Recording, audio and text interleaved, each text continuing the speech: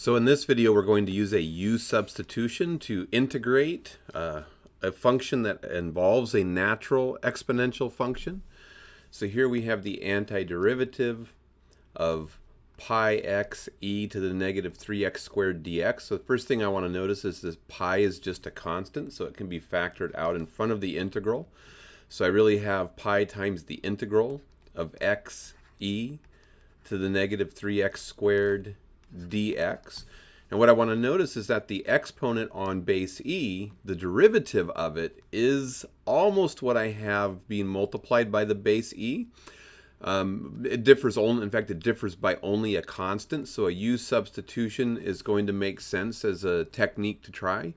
So if we let u equal the exponent on base e, so u equals negative 3x squared, then we see that du dx, if we take the derivative of both sides with respect to x, we get du dx equals negative 6x. And if we multiply both sides by dx, we get du equals negative 6x dx. And then I could multiply both sides by negative 1/6. So I get negative 1/6 du equals x dx. And now you're in a position to make a u-substitution. So we get pi times the integral. We're going to have e to the u because we made the substitution u equals the exponent, negative 3x squared. And then x dx gets replaced with negative 1/6 du. And that negative 1/6 is a constant, so it can be factored out front. And so we get negative pi over 6 e to the u du.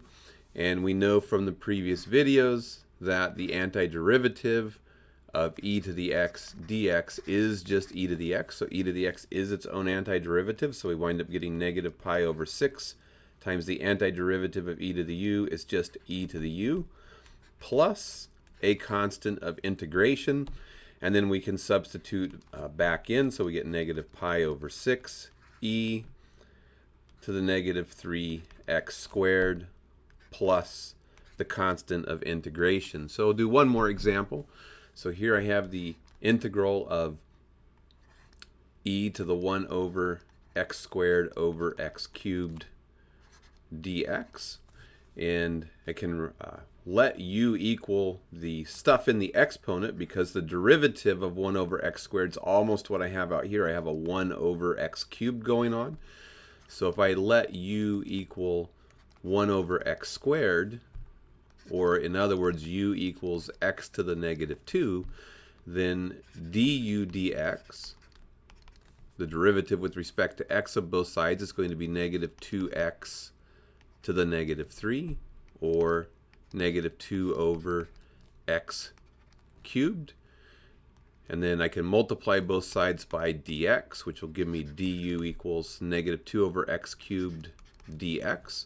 And then multiply both sides by negative 1/2, I would give me negative 1/2 du equals 1 over x cubed dx.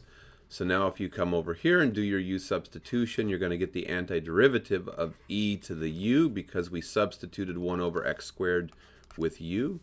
And then the 1 over x cubed dx, 1 over x cubed dx can be replaced with negative 1/2 du, factoring that negative 1/2 out because it's a constant.